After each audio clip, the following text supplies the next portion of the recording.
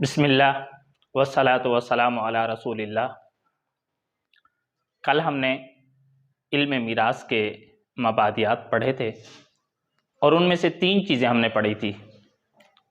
ایک علم میراث کی تعریف، دوسرا اس کا موضوع، اور تیسرا اس کی غرض و غایت۔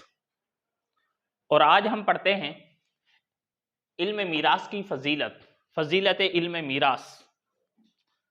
تو اس علم کے فضیلت کے لیے تو یہی کافی ہے کہ سرور دو عالم صلی اللہ علیہ وسلم نے فرمایا تعلموا الفرائض وعلموها الناس فإنها نصف العلم، کہ خود علم فرائض کو سیکھو اور پھر یہ لوگوں کو سکھاؤ، فإنها نصف العلم، یہ تو نصف علم ہے۔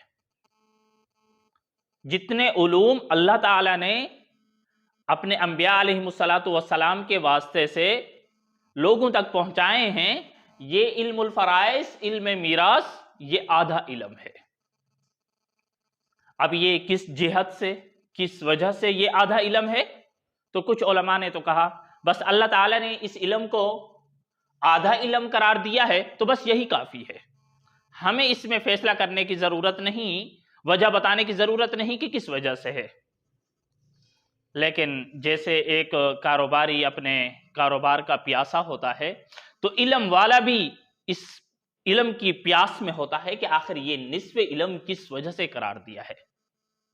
تو کچھ علماء نے لکھا ہے، ایک وجہ یہ لکھتے ہیں کہ بھائی یہ اس علم کو اللہ تبارک و تعالیٰ نے نصف العلم قرار دیا باعتبار زیادت مشقت و کثرت ثواب کے، کہ بھائی اس علم کو حاصل کرنا بہت مشکل کام ہے، بہت مشقت سے حاصل ہوتا ہے، اور اس کو یاد رکھنا اور پھر اس پر عمل کرنا یہ بہت بڑا اجر و ثواب ہے۔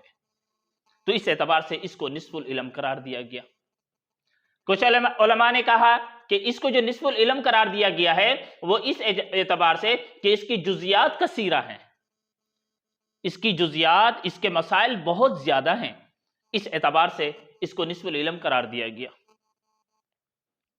اور تیسرا قول جو سب سے اچھا قول ہے کہ بھئی اس کو نصف العلم اس وجہ سے قرار دیا گیا کہ اس علم کا تعلق موت کے بعد سے ہے، اور اللہ تعالیٰ نے جتنے ہمیں علوم دیے، چاہے وہ تفسیر کی صورت میں ہوں، حدیث کی صورت میں ہوں، فقہ کی صورت میں ہوں، جس صورت میں بھی ہمارے عقائد کی صورت میں ہوں، ان کا تعلق انسان کی زندگی کے ساتھ ہے۔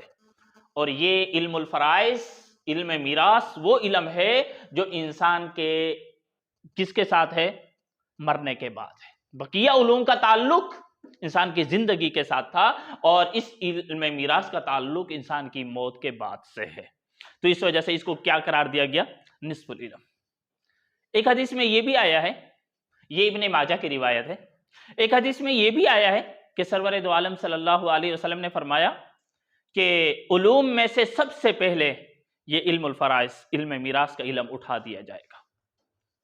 یعنی سب کچھ آئے گا، حلال و حرام کا پتہ ہوگا، نماز کے فرائض کا پتہ ہوگا، وضو کے فرائض کا پتہ ہوگا، غسل کے فرائض کا پتہ ہوگا، زکوٰۃ کا پتہ ہوگا، روزے کا پتہ ہوگا، حج کے احکام کا پتہ ہوگا، اور بیوع کے احکام کا پتہ ہوگا، لیکن بہت سارے لوگوں سے یہ علم میراث اٹھ جائے گا۔ تو اس کی اہمیت کے لیے یہی کافی ہے، اور اس کی ضرورت کے لیے یہی کافی ہے کہ سرور دو عالم صلی اللہ علیہ وسلم کیا فرما رہے ہیں کہ سب سے پہلے اس علم کو اٹھا دیا جائے گا۔ اس وجہ سے اس کو خود بھی سیکھو اور لوگوں کو بھی سکھاؤ۔ اور پھر نمبر 5 تمہیدی باتوں میں سے نمبر 5 بات، علم میراث کا واضح، اس علم کو بنایا کس نے؟ جیسے علم نحو ہم پڑھتے رہتے ہیں، اور علم صرف پڑھتے رہتے ہیں، اور دوسرے بہت سارے علوم آئے ہیں، ان کا کوئی نہ کوئی واضح ہوتا ہے۔ تو یہ وہ علم ہے جس کا واضح الشارع الذی انشأ الشرع، وہ شارع ہے جس نے ہمارے لیے شریعت بنائی ہے، جس نے ہمارے لیے یہ دین اسلام بنایا ہے۔ اس علم کا واضح وہی حق سبحانہ و تعالی ہے، وہی اللہ تبارک و تعالی ہے۔ تو اس علم کا واضح کون ہے؟ اللہ تبارک و تعالی۔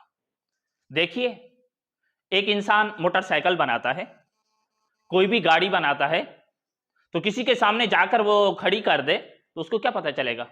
اس کو سٹارٹ کہاں سے کرنا ہے، اس کو چلانا کیسے ہے، اس میں تیل کیسے ڈالنا ہے اور کس طریقے سے اس کو چلانا ہے، اس کا طریقہ کیا ہے چلانے کا، کچھ پتہ کسی کو نہیں ہوگا جب تک کہ بنانے والا خود نہ کہہ دے کہ اس کو فلاں طریقے سے بھئی آپ نے چلانا ہوگا، فلاں فلاں چیز کی حفاظت کرنی ہوگی، فلاں فلاں طریقے سے اس کو تیل ڈالنا ہوگا، موبلائل ڈالنا ہوگا اور اس کی ٹیوننگ وغیرہ کرانی ہوگی۔ اللہ تبارک و تعالیٰ نے انسان کو بنایا اور پھر خود بتایا کہ اس انسان نے زندگی کیسے گزارنی ہے، معاشرے میں کس طرح رہنا ہے، اللہ کی عبادت کس طرح کرنی ہے، اور پھر زندگی کیسے گزارنی اور مرنے کے بعد کیسا ہونا ہے اور مرتے وقت کیسے ہونا ہے، یہ سارے احکام اللہ تعالیٰ کا بنایا ہوا انسان اور اس کو چلانے کا طریقہ بھی اللہ نے انبیاء علیہ السلام سے واسطے سے ہمیں بتا دیا ہے۔ تو اس وجہ سے اس علم کا واضح خود اللہ تبارک و تعالیٰ ہیں۔ کسی کو نصف مل رہا ہے، کسی کو آدھا مل رہا ہے، کسی کو ربع مل رہا ہے، کسی کو ثمن مل رہا ہے، یہ اللہ نے خود حق بتا دیے کہ بھئی بیٹے کا اتنا، بیٹی کا اتنا، والد کا اتنا، شوہر کا اتنا، بیوی کا اتنا، والدہ کا اتنا، والد کا حصہ اتنا، تو یہ اللہ تعالیٰ نے اس علم کو وضع بھی خود فرمایا ہے۔